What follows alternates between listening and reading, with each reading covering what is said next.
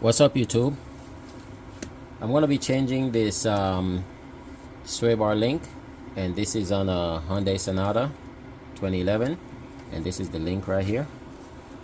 So I'm going to be removing, there's a nut up here and one down here, so I'm going to be removing that.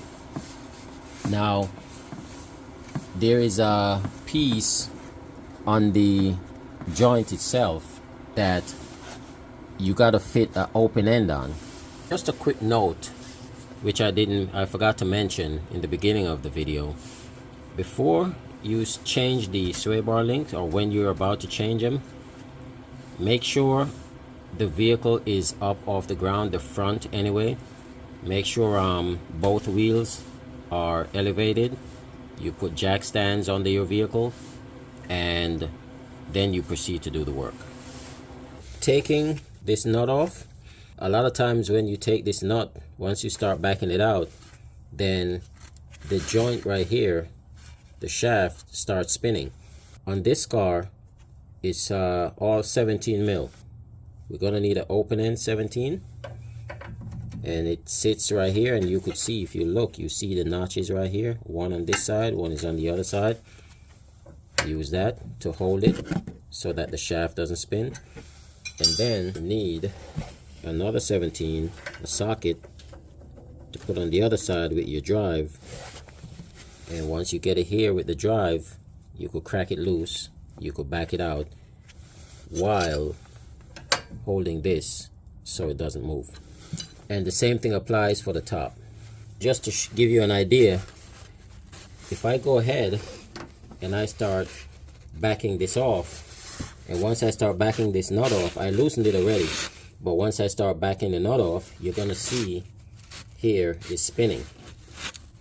So you would be doing this all day and it would not come off. See, the whole thing is spinning, it won't come off. Now I get my 17 open end, and I get it in, and I hold that shaft, and now I could back it off.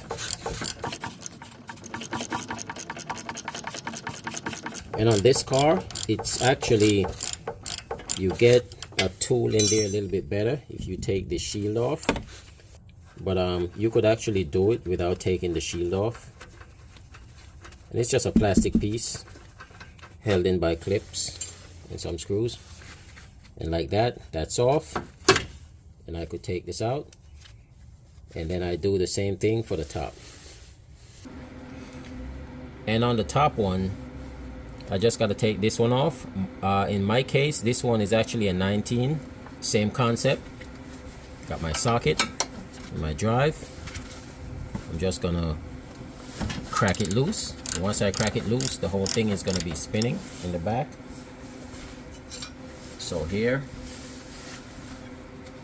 I reach, I go around the back behind this plate, or this mounting bracket rather,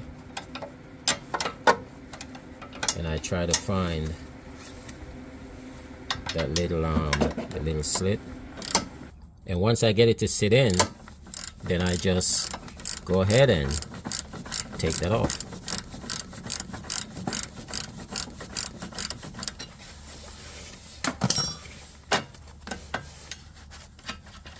Back it out by hand after it gets to the end.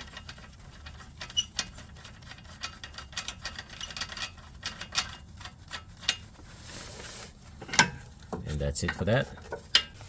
Now this is the new one that I'm putting on, and just to give you a better idea, you could see on the new one, you see this notch right here. On this one, it's not a 17 mil, so I had to go get my 18 fits. Now if I turn this, you're gonna see everything moves, the nut and everything moves.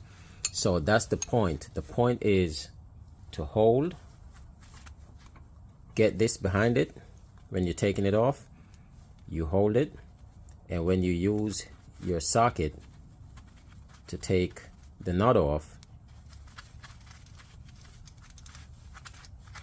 then the whole ball inside is not spinning.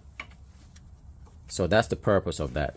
Whenever I buy new sway bar links, I always make sure they have this, so I could put something behind it to take it off, just in case I have to change a strut, or I have to change the bushing, the sway bar bushing. I could take it off without using a vice grip to try and hold the shaft back here, which a lot of times it damages this rubber piece, and then have to change the whole thing all over. So the new one goes on the same way. Always match up your new part with the old part. And this one is actually directional, so pretty much there's a left and a right side. So just in case you order one, you order a set and you try putting it on and it looks like it's not lining up, just make sure you compare it with your old one and get both sides, compare them, and make sure you're putting the left side where it needs to be and the right side where it needs to be. So I go up behind the lines, brake line and the ABS wire. Run that in by hand first. Make sure the bottom lines up. That lines up. And from here, I put my socket on. So I got my socket on. And then I go with my open end. Go on the back. And I find that notch. Here we go. And now I could go ahead and start tightening it.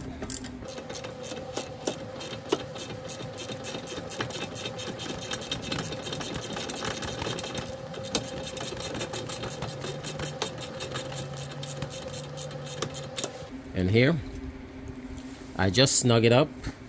I'm gonna go ahead, put the bottom in, snug the bottom up, and then I could apply the required torque, or just snug it as tight as you can, and that's pretty much good.